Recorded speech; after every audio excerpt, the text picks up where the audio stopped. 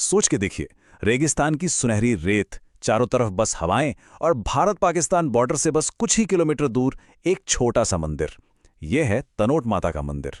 अब यह सिर्फ एक पूजा की जगह नहीं है, बल्कि हमारी भारतीय सेना के लिए यह एक बहुत ही असाधारण आस्था का केंद्र है।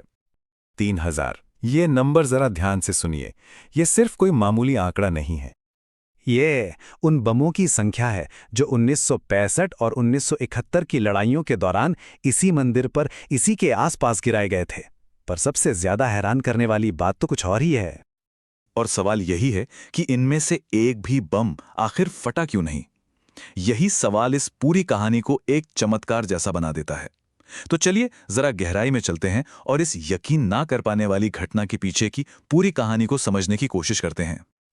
अच्छा, इस चमत्कार की जड़ तक पहुंचने के लिए ना हमें सबसे पहले इस मंदिर के इतिहास और इसकी अहमियत को समझना होगा।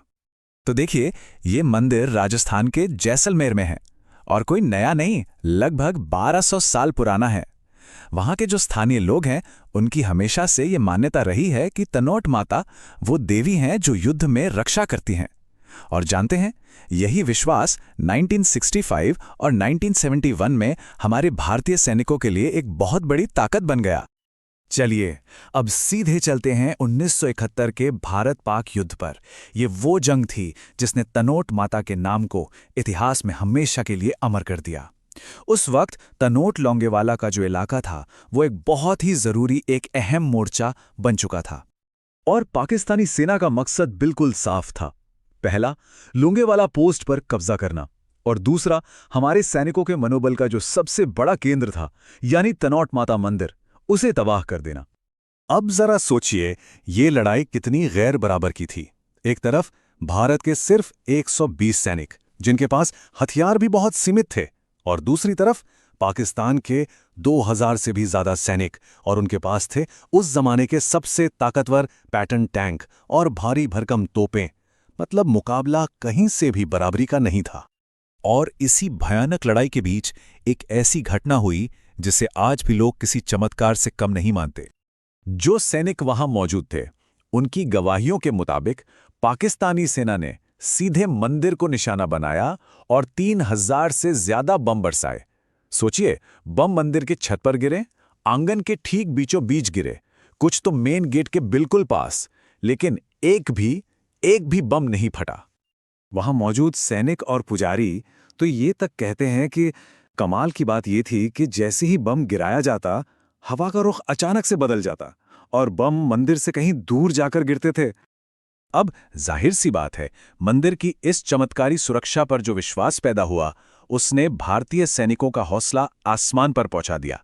और बस यहीं से रखी गई लोंगेवाला की उस ऐतिहासिक लड़ाई की नींव। तो 4 और 5 दिसंबर 1971 की वो रात थी। पाकिस्तानी सेना ने अपने टैंकों के साथ जोरदार हमला बोल दिया, लेकिन भारत के वो सिर्फ 120 जांबाज सैनिक पूरी रात, जी हां, पूरी रात उन्हें रोके रखा। और जैसे ही सुबह हुई, हमारी भारतीय वायुसेना पहुंची, और फिर तो पाकिस्तानी टैंकों का जो हश्र हुआ, वो इतिहास है। कई सैनिकों ने बाद में ये भी बताया कि उस सुबह जब सूरज की पहली किरणें निकल रही थीं और लड़ाई अपने पीक पर थी, उन्हें दूर से तनोट माता मंदिर की घंटियों की आवाज सुनाई दे रही थी, और उस आवाज ने उनके हौसले को दोगुना कर दिया। इस शानदार जीत के बाद तनोट माता मंदिर और भारतीय सेना का जो रिश्ता था, वो हमेशा हमेशा के लिए बदल गया।